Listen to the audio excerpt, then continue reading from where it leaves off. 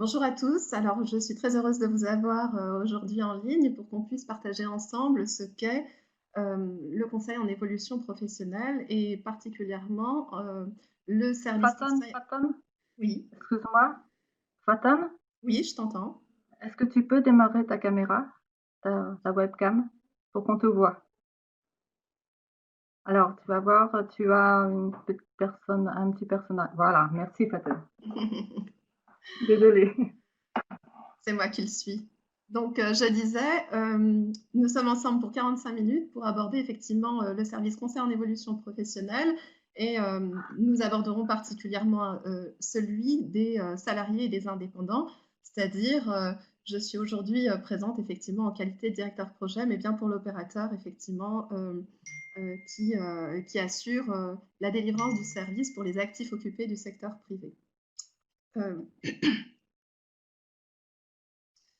Alors, on est ensemble effectivement pour aborder plusieurs points. Nous verrons effectivement ce qui structure cet accompagnement, la manière dont chacun intervient, effectivement comment il s'articule sur les territoires, dans les territoires, et plus précisément l'offre de services que nous déployons, déroulons en région Bourgogne-Franche-Comté spécifiquement, puisque c'est bien de ça qu'il s'agit aujourd'hui. Donc, vous avez effectivement la possibilité de poser vos questions dans le chat. Je vous y invite.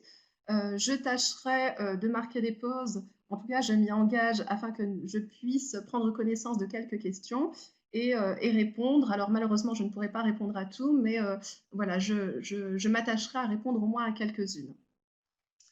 Peut-être avant de démarrer, vous donner quelques indications. Alors, des indications chiffrées. Les dernières qui nous sont remontées par France Compétences au niveau national et tout opérateur confondu en 2019 montrent que ce sont plus de la moitié, effectivement, des actifs qui projettent un projet d'évolution dans l'année. Donc, ça veut dire que l'attente est forte concernant l'ensemble des actifs, demandeurs d'emploi ou salariés, qu'ils soient qu'ils relèvent du secteur privé ou du secteur public. Ce sont pratiquement 90% qui estiment effectivement devoir faire un effort ou tout du moins développer leurs compétences pour pouvoir changer de métier. Donc, la formation ici comme un moyen de maintenir ou de développer ses compétences pour accéder à une évolution professionnelle, voire à une reconversion. Et ce sont, vous le voyez, quasiment, pratiquement 2 tiers, effectivement, des personnes accompagnées enfin, des personnes qui aimeraient être accompagnées par un expert, un conseiller de l'évolution professionnelle. Alors, en Bourgogne-Franche-Comté, nous avons eu l'occasion de mener une enquête 2020 qui a été appuyée par un sondage Opinionway et qui montre que 67% des salariés en Bourgogne-Franche-Comté envisagent un changement ou tout du moins reconnaissent que leur métier connaît un changement, risque de connaître un changement, notamment au regard des évolutions technologiques, de la transition numérique et de la transition écologique. Près d'une personne sur deux, pardon, a connu au moins une évolution professionnelle sur ces 3 dernières années. Et ce sont la moitié, effectivement, de ces publics interrogés qui estiment, qui projettent tout du moins une évolution sur les 2 prochaines années. Donc, on voit bien qu'il y a un enjeu fort, il y a un enjeu majeur autour de la transition professionnelle et plusieurs acteurs, et vous l'êtes d'ailleurs, sont tous associés autour de cette préoccupation. Alors, pour démarrer, peut-être vous évoquer les principes qui structurent l'accompagnement conseil en évolution professionnelle. Alors, on l'a vu, hein, une ambition nationale dans la mesure où les enjeux sont partagés dans l'ensemble des territoires et par l'ensemble des publics, quels qu'ils soient. C'est bien l'idée de la réforme 2018 que d'encourager chacun à être acteur de sa vie professionnelle et d'être le pilote de son avenir professionnel. Mais il s'agit en l'occurrence de lui donner les moyens d'y recourir, à la fois en termes de services et à la fois en termes d'outils pour qu'ils puissent être accompagnés dans cette démarche d'évolution professionnelle qui, comme vous l'avez vu, sera nécessaire au regard des différentes évolutions métiers qui sont impactantes dans les prochaines années. Alors, c'est un service qui est très encadré, hein, c'est un service qui est rappelé, qui est décrit par décret. Un cahier des charges nous est livré par l'arrêté du 29 mars 2019. Et je vous ai mis ici une phrase assez intéressante qui résume assez bien ce qu'est le conseil en évolution professionnelle, c'est-à-dire que c'est bien un processus d'appui qui veille à appuyer les personnes dans leurs décisions, dans une posture de tenir conseil plus que de donner conseil. Et c'est un service qui vise l'universalité dans la mesure où il s'adresse à l'ensemble des actifs, quelle que soit sa situation, demandeur d'emploi, salarié, nous l'avons vu tout à l'heure, salarié du privé, du public et indépendant. C'est un service qui se décline en deux niveaux et on le verra un peu plus loin. Et ici, la définition retrace ces deux niveaux, c'est-à-dire un temps d'analyse partagé de sa situation, un temps de diagnostic, de co-diagnostic partagé de la situation de la personne telle qu'elle le vit, et un temps qui est dédié à l'élaboration d'une stratégie d'évolution professionnelle et qui nécessite effectivement un accompagnement autour de l'ingénierie de parcours et l'ingénierie financière pour mettre en œuvre sa stratégie d'évolution professionnelle. Donc c'est une synthèse assez brève ici de ce que peut être le service, mais qui est assez révélatrice. L'idée, effectivement, c'est de pouvoir faire de ce service conseil en évolution professionnelle la clé de voûte de l'accompagnement des transitions professionnelles. Et d'ailleurs, il est introduit comme une obligation d'information dès l'entretien professionnel qui est mené par l'employeur. Donc, c'est une information qui est communiquée. C'est bien permettre à chacun d'être informé de ce service en mobilisant tout un écosystème. C'est un service qui se traduit par des principes simples, mais qui sont utiles et nécessaires à rappeler. Donc, le principe de gratuité pour viser ce qu'on évoquait tout à l'heure, le principe d'universalité, permettre l'accès à tous et en aucun cas le conseil en évolution professionnelle ne serait rétribué.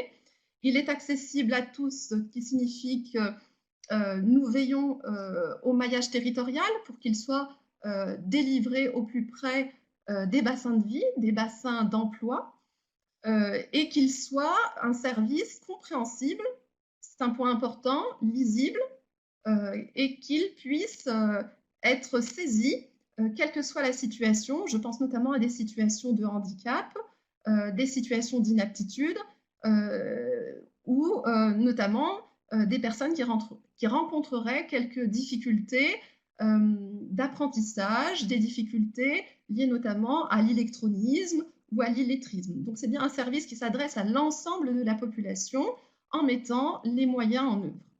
C'est un service qui se veut confidentiel, c'est-à-dire en aucun cas les données ne sont partagées avec l'entreprise. L'entretien ou la démarche de conseil en évolution professionnelle se déroule systématiquement en dehors de l'entreprise, sauf accord de branche, effectivement, contraire, qui permettrait de délivrer le service dans l'entreprise. Mais quand bien même le service serait déroulé dans l'entreprise suite à accord de branche, les données qui sont partagées, les informations qui sont partagées avec la personne concernée restent confidentielles. C'est un service impartial. Alors, l'impartialité se traduit par le non-jugement. C'est bien la personne qui est actrice de son évolution professionnelle et qui va faire ses propres choix de manière éclairée au regard des moyens et des informations que lui permettraient de découvrir ou d'apporter le conseiller en évolution professionnelle. Et enfin, c'est un service qui se traduit par sa neutralité. Alors, un principe très structurant et qui est très important également. Dans sa neutralité, ça signifie quoi? Ça signifie essentiellement que la personne pourrait recourir à des prestations complémentaires, à des prestations de services complémentaires ou à des prestations de développement des compétences qui sont délivrées par les organismes de formation notamment, Et il lègue la responsabilité du conseiller en évolution professionnelle de fournir une information la plus exhaustive possible au regard des moyens qui se présentent au conseiller et à la personne, afin de ne pas orienter le marché vers un prestataire en particulier. Alors nous-mêmes, en qualité de CIBC, nous sommes très observés, hein, puisque Christine l'a introduit tout à l'heure. L'opérateur CEP des actifs occupés du secteur privé en région Bourgogne-Franche-Comté est représenté par le CIBC Bourgogne-Sud en qualité de mandataire. En l'occurrence, le groupement est représenté, et on le verra plus tard, par un certain nombre de CIBC. Et nous veillons à ne pas auto-prescrire, ou tout du moins, nous veillons à donner une information qui soit la plus exhaustive possible, encore une fois, et c'est à la personne de faire ses choix de prestataire. C'est un service qui est délivré par un certain nombre d'opérateurs en fonction de la situation de la personne. On vise ici effectivement l'unicité, c'est-à-dire proposer un service qui soit le même, qui soit délivré selon un cadre qui soit partagé par l'ensemble des opérateurs impliqués. Alors, des opérateurs de droit ou dits des opérateurs historiques, c'est le cas notamment du Pôle emploi qui délivre le service pour les publics demandeurs d'emploi, l'APEC concernant les publics cadres, les missions locales, vous le devinez, répondent aux sollicitations des jeunes de moins de 26 ans. Les Cap Emploi ont une expérience et une expertise des problématiques des personnes en situation de handicap et ils assurent ici également la délivrance du service conseil en évolution professionnelle. Et nouveauté 2020, le service est délivré pour les salariés, les travailleurs indépendants, et j'y intègre également les libéraux et les artisans, par un opérateur régional, donc sélectionné et financé par France Compétences, qui, dans une logique de marché, a retenu la meilleure offre qui s'était présentée à lui dans les différentes régions. Donc on est ici dans une logique d'allotissement et nous allons voir effectivement un peu plus loin de quelle manière ça se traduit dans les territoires. Alors, quel public en particulier pour l'opérateur régional, hein, on l'a évoqué, donc en particulier et de manière très ciblée, les actifs occupés du secteur privé exclusivement, sachant que l'opérateur peut accueillir des contractuels de la fonction publique dès lors qu'il relève d'un contrat de droit privé. Donc c'est une particularité. L'opérateur s'assurerait qu'il n'y ait pas double accompagnement, c'est-à-dire que dès le service d'accueil et d'aiguillage de l'opérateur régional, nous nous assurons effectivement à prévenir le double accompagnement en interrogeant quelques points qui puissent nous éclairer, quelques éléments d'information qui puissent être éclairants. Et l'opérateur régional a en charge l'accueil des publics, quels que soient des publics salariés du secteur privé et des indépendants, mais je dirais en ce qui concerne les salariés, quelle que soit la nature de leur contrat. Donc, il est possible d'accueillir à la fois des salariés en situation de contrat à durée déterminée et des salariés intérimaires. Voilà. Vous avez ici donc l'ensemble des publics qui pourraient être accueillis par cet opérateur régional des actifs occupés du secteur privé. Comment se répartissent, alors plutôt je dirais, quels sont les résultats de cette sélection d'opérateurs régionaux par France Compétences? Donc c'est un marché, hein, nous l'avons évoqué tout à l'heure, c'est un marché qui a appelé à chacun des organismes qui souhaitaient se positionner à déposer une offre qui a été étudiée par France Compétences, qui a retenu un seul opérateur par région pour délivrer ce service salarié et indépendant. Sur l'ensemble du territoire national, ce sont 8 lots, 8 régions qui sont aujourd'hui pilotées par le réseau des CIBC. Et vous avez deux autres opérateurs ou réseaux qui se partagent le marché sur le reste de la métropole, ici Tingari et Catalyse, sur la moitié nord effectivement du territoire national. Et également dans les îles, quelques acteurs retravaillés qui, en l'occurrence, est porteur du marché sur l'île de la Réunion et qui intègre le réseau et qui intègre le CIBC. Et je précise que Retravailler était également un membre du groupement en région Bourgogne-Franche-Comté. C'est-à-dire qu'en Réunion, il est porteur et il est pilote du service. En Bourgogne-Franche-Comté, il est associé au groupement piloté par le CIBC.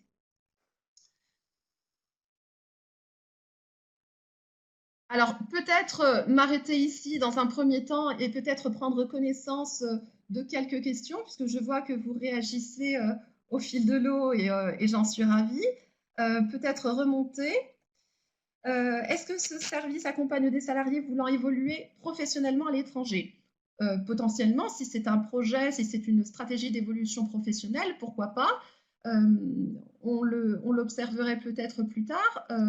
L'opérateur régional accueillerait les publics au plus près de leur domicile ou au plus près du lieu de domiciliation de l'entreprise. C'est-à-dire que si le salarié ou l'indépendant est domicilié en région Bourgogne-Franche-Comté ou en France, ou s'il travaille en Bourgogne-Franche-Comté ou en France, il peut être accompagné dans un projet ou dans une stratégie d'évolution professionnelle qui vise une situation à l'étranger. Rien ne s'y oppose. Est-ce que vous aurez le diapo après le mail? Oui, effectivement, vous aurez l'ensemble des slides qui vous seront partagés, je vous rassure. Donc, vous pouvez vous concentrer sur ce qui se dit et sur les questions. Donc, je vous y invite. Donc, si sur ce démarrage, effectivement, vous n'avez pas d'autres questions, je vais poursuivre sur le cadre d'intervention du Conseil en évolution professionnelle. Alors, qui fait quoi et quel rôle pour chacun? Vous l'avez compris et on l'a évoqué, France Compétences a sélectionné effectivement un opérateur par région et France Compétences pilote l'ensemble du service sur l'ensemble du territoire national. C'est-à-dire qu'à ce titre, les opérateurs régionaux se réunissent régulièrement avec France Compétences dans une logique de pilotage pour partager et également pour être appuyés, France Compétences venant en soutien d'un certain nombre de préoccupations qui se présentent à nous dans le cadre du marché.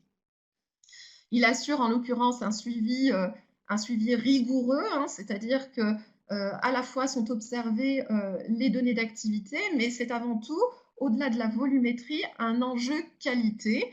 Nous sommes effectivement amenés, ou en tout cas invités, à délivrer un service qui soit le plus qualitatif possible et des mesures, ou tout du moins des indicateurs, nous permettent de veiller à cette démarche qualitative et sont rapportés de manière très régulière à France Compétences. C'est en revanche à l'opérateur régional qu'il revient d'assurer la promotion du service conseil en évolution professionnelle en région. C'est-à-dire que c'est bien à nous, opérateurs, de communiquer sur le service et de faire en sorte qu'il soit le plus accessible possible, notamment aux publics qui sont les moins consommateurs de ce service. On le sait, les publics de faible niveau de qualification ou de niveau de qualification inférieur au bac, au niveau 4, sont les moins consommateurs de ces services, mais c'est également le cas pour certaines catégories socio-professionnelles telles que la catégorie des ouvriers. Donc on a un vrai effort à faire sur ces cibles potentielles pour leur permettre une égalité des chances et leur permettre également d'accéder à la promotion sociale et à l'ascenseur social. et de se prémunir des différentes évolutions, transformations qui se présenteraient dans les prochaines années. On l'a vu, la période de confinement a été une période très particulière, mais elle a peut-être eu le mérite de mettre encore plus en évidence le besoin d'accompagner certains de ces publics. Au niveau régional, c'est bien la région qui coordonne l'ensemble du service sur le territoire régional, c'est-à-dire qu'elle a bien en charge d'articuler l'ensemble des opérateurs, conseils en évolution professionnelle tels qu'on l'a vu, c'est-à-dire Pôle emploi, Cap emploi, APEC, mission locale et bien évidemment l'opérateur des salariés et indépendants. Et cette mission de conseil en évolution professionnelle est observée par France Compétences en termes d'évaluation de la mise en œuvre du CEP et une déclinaison régionale est assurée par Transition Pro qui assure le suivi de la mise en œuvre du conseil en évolution professionnelle en région.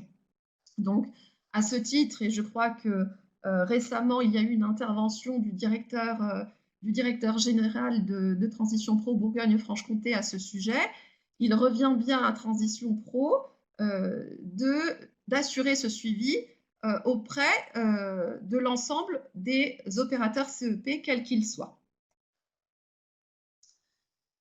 Tous ces opérateurs conseils en évolution professionnelle délivrent donc le service selon un cadre qui est commun. On l'a évoqué dans le cadre de la définition que je vous ai présentée. C'est un service qui vise encore une fois l'universalité, l'unicité et qui répond à une même logique d'intervention. Un service d'aiguillage qui permet d'articuler tout simplement les accompagnements et de prévenir le double accompagnement. L'idée étant que la personne puisse bien être accompagnée par un seul référent qui soit facilitant dans la démarche. Ce service d'aiguillage est délivré dans le cadre du service public régional de l'orientation et à ce titre, les opérateurs CEP sont membres de droit du service public régional de l'orientation. C'est un service qui se décline en deux niveaux. Un premier niveau dit niveau d'accueil individualisé, qui permet à la personne de bénéficier d'une information individualisée, actualisée, territorialisée sur les métiers, les formations, les certifications qui se présentent à elle en région, voire hors région. C'est un premier niveau qui a pour objet essentiel de pouvoir partager et analyser ensemble de manière co-construite la situation de la personne afin de mettre en évidence ses ressources, ses points d'appui, mais également les démarches qu'elle aurait à réaliser. Et à l'issue de ce premier niveau de service, elle déciderait de mettre en œuvre les démarches et de poursuivre éventuellement sur le second niveau de service.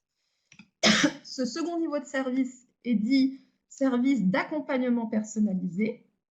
Il permet de traduire l'information recueillie et de la mettre en lien avec la stratégie d'évolution qui est identifiée par et avec la personne.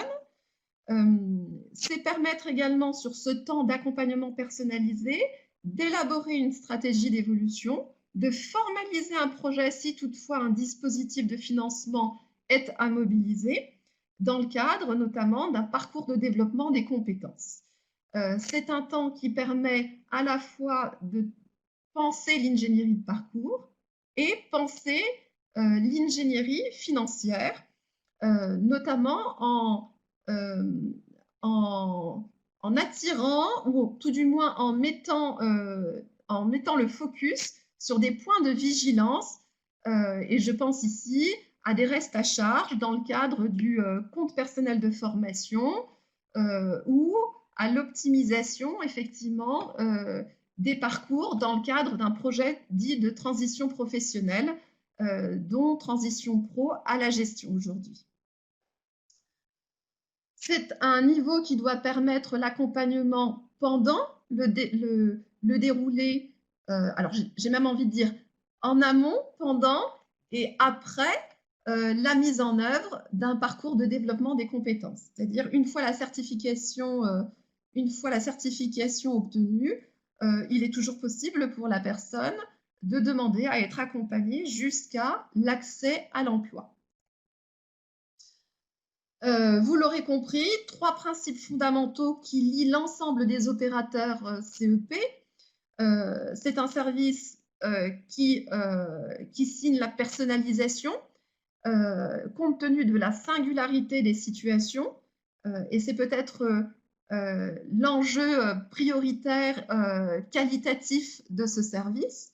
C'est une démarche et c'est une réflexion qui est menée de manière co-construite avec la personne. Donc, en aucun cas, il ne s'agit de donner conseil, mais d'être en appui à la personne pour lui permettre d'être éclairée dans ses prises de décision.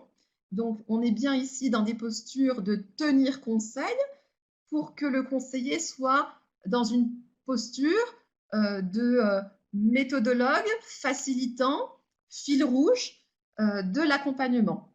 Et c'est un service qui n'a pas de sens s'il ne s'inscrit pas dans un écosystème. C'est-à-dire que la logique de fonctionnement par silo n'a pas de sens dans la délivrance de ce service. C'est bien l'ensemble des partenaires qui sont engagés dans cet effort, puisque c'est une approche systémique qui nous lie.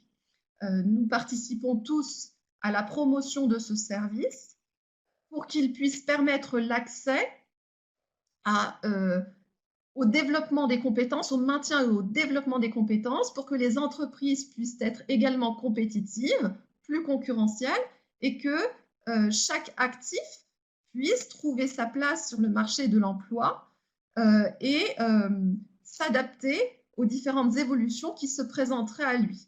C'est bien une approche systémique ici qui se dessine et qui implique à la fois les entreprises, les partenaires de l'emploi, les organismes de formation, les partenaires sociaux, bien évidemment, ont un rôle à jouer, et c'est bien l'articulation et la coordination de l'ensemble de cet écosystème qui nous permettra d'atteindre les objectifs escomptés. Alors, comment ces services se traduisent de manière opérationnelle, en tout cas pour l'opérateur régional des salariés et des indépendants?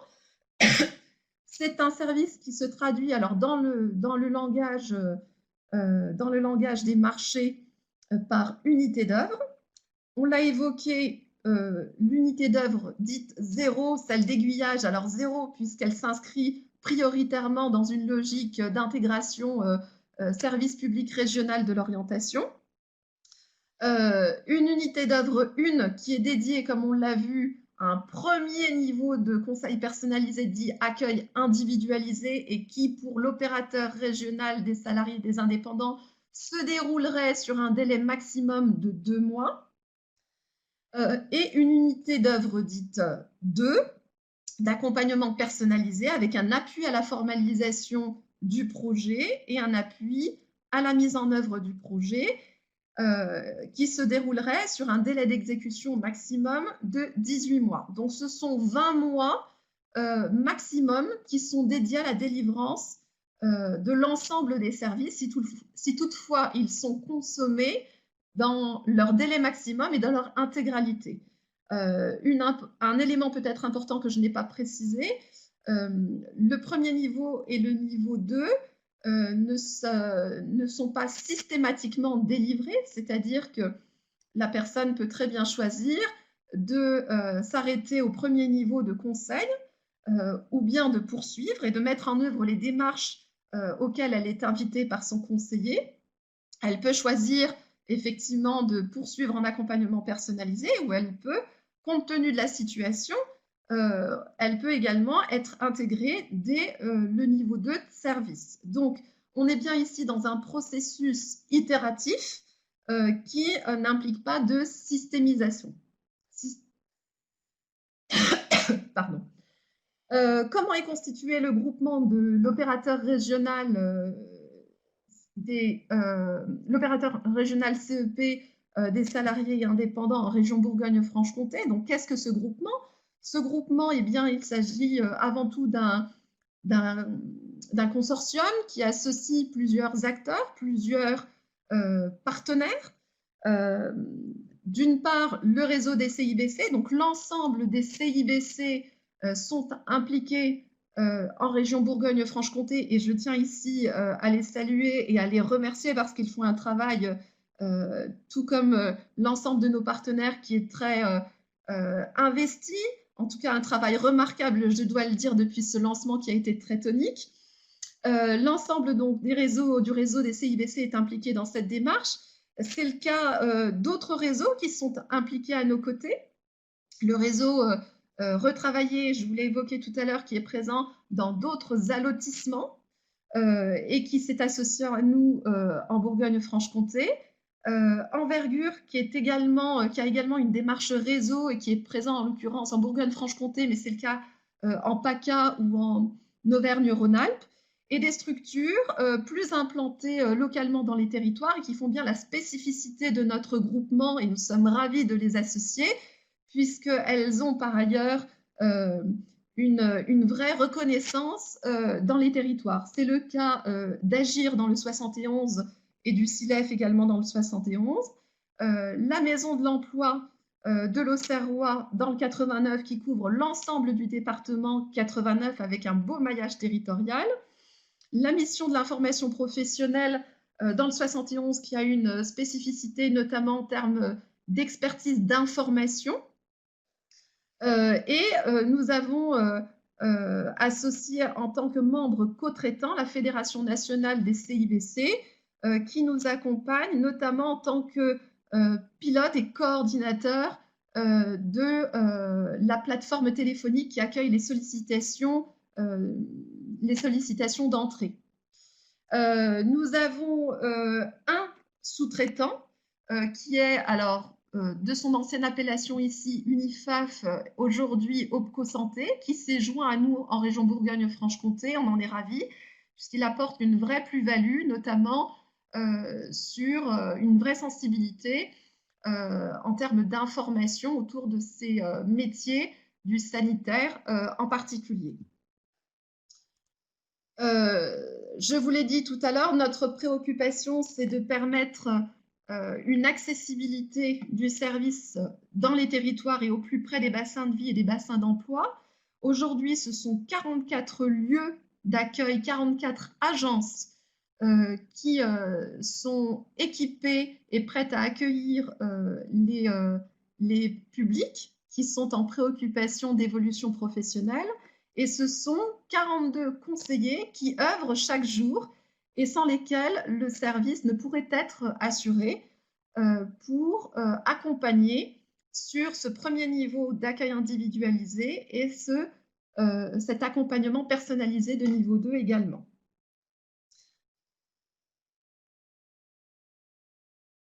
Alors, je vais passer assez rapidement les spécificités de notre groupement, mais pour faire simple, nous avons associé ces partenaires dans la mesure où ils présentent quelques particularités en termes d'expertise, d'information, d'expertise sectorielle, d'expertise en termes d'orientation. Les CIBC sont en l'occurrence reconnus ou en tout cas présents sur des prestations d'accompagnement de bilan de compétences et de prestations spécifiques au public travailleurs en situation de handicap et pas que. C'est bien l'ensemble de ces compétences et de ces expertises qui font la plus-value de ce consortium. Je vais peut-être m'arrêter là puisque je vois que le temps file et il nous reste un petit quart d'heure pour répondre aux premières préoccupations qui se sont enchaînées ici. Alors, je vais essayer de reprendre les questions peut-être dans l'ordre, si vous permettez. Alors, quel opérateur pour une éducatrice spécialisée de l'aide sociale à l'enfance qui vise une formation de CAFERUIS? Alors, si l'éducatrice en question est salariée du secteur privé, elle peut tout à fait s'orienter vers l'opérateur régional CEP des actifs occupés et donc nous contacter via les coordonnées que je vous communiquerai un peu plus loin. Si en revanche, elle relève d'une structure qui est associée à la fonction publique ou qui relève, ou si l'éducatrice en question relève d'un contrat de travail de droit public, elle doit s'orienter, selon sa structure, vers des opérateurs dédiés. Il y a effectivement des accompagnateurs dédiés selon la fonction publique, qu'elle soit territoriale, d'État, et donc là, ça ne la concernera pas, mais la fonction publique hospitalière. Comment Transition Pro procède dans le suivi? Alors, j'ai envie de vous dire, c'est une mission qui relève de Transition Pro et je laisserai Transition Pro s'exprimer à ce sujet. Toutefois, il faut bien comprendre que c'est une mission qui est pilotée au national par France Compétences et qui est délivrée dans les territoires par Transition Pro, à partir d'un socle d'indicateurs qui est partagé au niveau national. Donc, je sais que les transitions pro se rapprochent des opérateurs pour communiquer autour de cette mission. Donc, il appartient à Transition Pro, effectivement, d'aller plus loin sur la réponse. Sur quelle durée se fait cet accompagnement à la formalisation et la mise en œuvre? Vous l'avez vu, hein, c'est une durée, c'est un délai d'exécution maximum qui est présenté en ce qui concerne l'opérateur CEP des salariés et des indépendants. Ceci dit, c'est un délai maximum, on vous l'a présenté. Il peut être bien plus court que celui-ci. Est-ce qu'un renouvellement des unités d'œuvre peut être envisagé? Alors, j'ai envie de vous dire, ça dépend. France Compétences est très vigilant quant au doublement des unités d'œuvre. Il est possible de doubler des unités d'œuvre dès lors qu'elles portent sur des objectifs différenciés et sur une finalité qui serait différenciée. C'est-à-dire que la personne peut vivre un changement après la première unité d'œuvre qui implique effectivement une reconsidération de sa stratégie d'évolution professionnelle. Ça, c'est tout à fait possible. Alors, je vais poursuivre puisqu'il me reste une dizaine de minutes sur l'offre de service du conseil en évolution professionnelle et je vais zoomer sur l'offre de service qui s'adresse aux salariés et aux indépendants. Peut-être vous dire que c'est une offre de service qui est partagée par l'ensemble du réseau CIBC. Nous l'avons évoqué. Ce sont 8 régions qui sont pilotées en France par les CIBC. Et à ce titre, mes homologues directeurs projets nous nous réunissons régulièrement, effectivement, pour partager sur un grand nombre de sujets, et notamment sur le sujet de la délivrance du service et de la professionnalisation de nos équipes, puisque c'est un point qui est très clairement identifié dans l'arrêté fixant le cahier des charges du conseil en évolution professionnelle.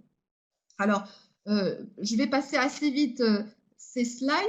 Peut-être vous dire qu'effectivement, vous retrouvez ici le premier niveau de service qui se traduit par des services essentiellement orientés vers de l'apport d'informations individualisées, on l'a évoqué.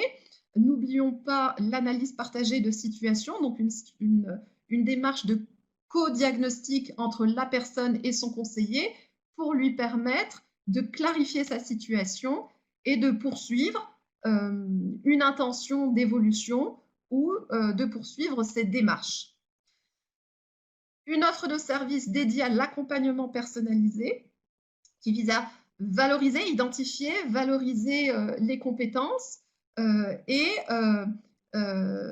maintenir, voire développer les compétences via un parcours de développement des compétences. Ce deuxième niveau peut également permettre l'accompagnement des stratégies d'évolution vers de l'indépendance. C'est le cas de la création-reprise d'entreprise en recourant éventuellement à des prestations complémentaires. Et nous l'avons Nous l'avons évoqué tout à l'heure, cet accompagnement personnalisé permet d'être appuyé tout au long de sa démarche, pendant et même après un parcours de développement des compétences. Donc, je passe assez vite, effectivement, le bouquet de nos services pour vous permettre peut-être d'être informé sur la mobilisation du CEP dans quelques cas circonstanciés qui nous paraissent essentiels de pointer aujourd'hui. Ce service conseil en évolution professionnelle est malgré tout nécessaire dans quelques démarches. Il s'avère être une exigence, tout du moins pour permettre à la personne d'engager ses démarches le plus sereinement possible. C'est le cas dans le cadre du dispositif d'émission reconversion. Le CEP doit être mobilisé dans le cadre de cette démarche, et vous avez ici quelques références légales qui vous rappellent le principe d'émission reconversion. C'est le cas également dans le cadre de la mobilisation du compte prévention pénibilité, et vous avez ici les références que vous récupérerez en fin de séance. Ah, je crois que je ne vois plus la slide. Je vous demande un instant et je vous prie de nous en excuser. Et en ce qui concerne la mobilisation des abondements CPF autour de l'accident du travail et de la maladie professionnelle, la CDC renvoie, donc la Caisse des dépôts et des consignations, excusez-moi, renvoie vers le CEP afin de mobiliser ces abondements. Donc peut-être plus en détail, vous aurez en fin de séance l'ensemble de ces slides qui vous tracent la nécessité de suivi ou d'accompagnement du CEP pour chacun de ces volets. Très rapidement, la nécessité de mobiliser un CEP dans le cadre de la démission reconversion s'adresse essentiellement aux opérateurs APEC Cap Emploi et à l'opérateur régional désigné par France Compétences. Les missions locales ici ne sont pas concernées. Alors peut-être le repréciser, effectivement, l'idée étant surtout de sensibiliser à la démarche de démission qui n'est pas sans conséquence et qui doit permettre à la personne de vérifier si elle est bien éligible au dispositif et si sa demande est bien recevable, mais au-delà, c'est de lui permettre d'identifier la stratégie financière à mettre en œuvre dès lors que la démission reconversion est attestée par Transition Pro comme, donc je reprends, qui permettra donc à Transition Pro effectivement d'attester que le projet présente un caractère réel et sérieux et qui délivrerait donc cette fameuse attestation qui permettrait l'ouverture de droit au Pôle emploi. Donc, ouverture de droit uniquement donc, en ce qui concerne l'allocation retour à l'emploi, puisque la stratégie financière est étudiée en amont avec le conseiller en évolution professionnelle. Pôle emploi n'est pas tenu de financer le parcours de formation qui se dessinerait. Néanmoins, effectivement, les financements État et région sont à considérer dans la démarche. Je passe assez vite pour vous présenter effectivement la nécessité d'accompagnement du CEP dans le cadre du compte prévention pénibilité. C'est une démarche qui s'opère sur une double interface, à la fois depuis l'interface compte personnel de formation et à la fois depuis l'interface donc du compte prévention pénibilité. Et vous avez les références dans la slide précédente. Hein. Vous aurez effectivement la référence pour vous permettre l'accès.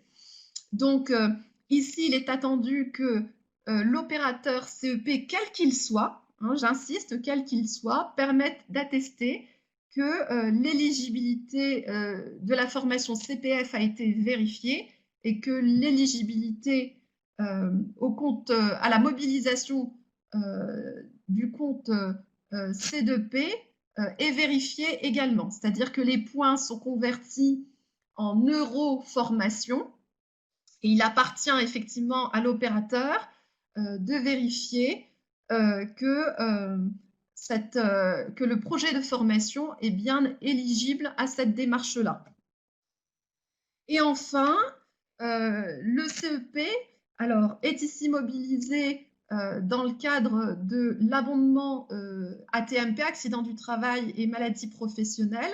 C'est bien la CDC, la Caisse des dépôts et des consignations, qui alerte les utilisateurs du service qu'ils ont à mobiliser le conseiller en évolution professionnelle pour appuyer la mobilisation de cet abondement. Donc, il est décrit une démarche et cette démarche doit être appuyée par un conseiller en évolution professionnelle, d'après ce que nous dit la Caisse des dépôts et des consignations, encore tout récemment, le 18 juin. Alors, comment nous contacter? C'est peut-être une information qui vous sera utile ou qui sera utile aux utilisateurs du service que vous pourriez rencontrer. D'une part, un site internet qui permet à la personne d'entrer en contact avec nos services depuis un formulaire de contact, mais également à partir d'autres moyens dédiés. Un numéro de téléphone unique, c'est-à-dire c'est un numéro de téléphone qui accueille l'ensemble des sollicitations dans les 8 régions, des sollicitations qui se présenteraient dans les 8 régions pilotées par le réseau des CIBC, en nous adaptant à des horaires qui soient les plus accessibles possibles pour les utilisateurs du service. À ce titre, j'ai manqué de vous préciser que, effectivement, nos conseillers dans les territoires peuvent accueillir les salariés et les indépendants sur des horaires dits élargis, donc jusqu'à 19h30, pour leur permettre donc de s'adapter au mieux aux contraintes des salariés et des indépendants. Vous avez la possibilité également de vous rapprocher de nos services pour nous solliciter sur des supports de communication qui vous soient utiles. Donc n'hésitez pas, nous pouvons tout à fait vous les communiquer. Rapprochez-vous pour ce faire de notre chargé de promotion. Donc vous avez ici les références et vous aurez l'ensemble de ces coordonnées si toutefois vous souhaitez avoir plus d'informations. Il est tout à fait possible de nous saisir. Nous répondrons avec beaucoup de plaisir à vos remarques. Peut-être reprendre, je vois qu'il est 45, donc peut-être reprendre quelques questions avant de clôturer, donc peut-être une ou deux avant de clôturer. Malheureusement, le temps est toujours contraint. Oui, Fatane, justement, Oui. Fatane, Oui. j'ai justement une question. Moi, j'aimerais savoir si, en fait, une personne non suivie par Pôle emploi et ni suivie par aucune structure peut-elle accéder au conseil en évolution professionnelle? Alors, elle peut tout à fait accéder, on l'a évoqué tout à l'heure, hein, c'est bien un service qui se veut universel, c'est-à-dire que tout actif peut accéder à ce service. L'idée, c'est de pouvoir identifier quel est l'opérateur. Si toutefois la personne n'identifie pas l'opérateur, c'est du rôle de chacun des opérateurs de lui permettre cette information d'aiguillage. Elle peut contacter nos services. Au regard du scénario d'accueil, nous l'orienterons avec plaisir effectivement vers l'opérateur le plus pertinent, en tenant compte des éléments de situation qu'elle nous évoque. S'il s'agit d'une personne salariée et ou indépendante, elle peut tout à fait relever du service de l'opérateur régional sélectionné par France Compétences. Ça peut être le cas effectivement des retraités qui en l'occurrence ont une activité salariée annexe. Ils peuvent tout à fait bénéficier de ce service. Ce peut être le cas d'un étudiant qui a une activité salariée le temps des week-ends. Il peut tout à fait contacter nos services. Ce peut être le cas d'un intérimaire qui est en fin de mission. Voilà, il y a plusieurs possibilités. Alors, peut-être préciser également qu'on fait un travail, qu'on a mené un travail d'articulation avec l'ensemble des opérateurs CEP, et s'ils sont présents aujourd'hui, je tiens à les remercier.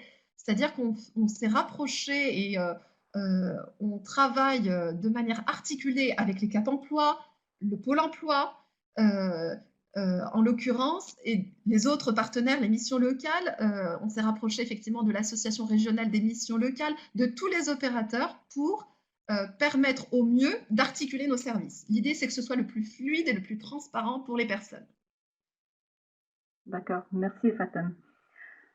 Sinon, j'en ai encore une. En fait, j'aimerais savoir également comment font les salariés du secteur public ou de la fonction publique territoriale pour avoir droit à un conseil en évolution professionnelle. Alors, s'il s'agit d'un salarié relevant de la fonction publique territoriale, il peut s'adresser au centre de gestion ou au CNFPT, donc de son département. C'est bien le CDG de son département qui pourrait répondre aux sollicitations, ou le CNFPT qui est plutôt une organisation pilotée nationalement. Voilà. Mais il peut être tout à fait accueilli. On peut communiquer cette information puisque nous avons rencontré tout récemment le CNFPT à ce sujet, notamment pour articuler et aiguiller les utilisateurs du service. Très bien, merci. Alors, je vais peut-être m'en arrêter là. Christine, tu me dis. Oui. On va peut-être s'en arrêter là puisque je vois qu'il est 14h50 et qu'on a déjà débordé. J'invite, voilà, si toutefois vous avez d'autres préoccupations, à ne pas manquer de les noter ou de les notifier dans le chat. Christine, peut-être que tu pourrais me les relayer ultérieurement et je veillerai à y répondre en tout cas de la manière la plus exhaustive possible. Je n'hésiterai pas. En tout cas, elles ne resteront pas sans réponse. Nous y veillerons. Tout à fait, oui, effectivement. Donc, bon, pour toutes les questions que vous avez pu poser, puis que vous avez posées préalablement, nous ferons un document que nous vous transmettrons ultérieurement dès que nous aurons toutes les réponses. Bien, Faten, je te remercie beaucoup. Merci à vous, merci à tous. Merci à tous. Voilà, surtout pour la clarté et la précision de tes réponses. Je remercie également EH Conseil et puis mes collègues pour avoir conçu ce webinaire. Et puis donc je vous dis à tous bien de passer de très très belles vacances, je l'espère pour vous. Et je vous donne rendez-vous à la rentrée pour de nouvelles interventions sur l'actualité de la formation. Donc un petit sondage vous sera adressé très rapidement et pour faire le point avec vous justement sur vos attentes. Merci beaucoup. Merci Bien, beaucoup. bonne Merci journée à tous. Christine. Merci à tous. Au revoir.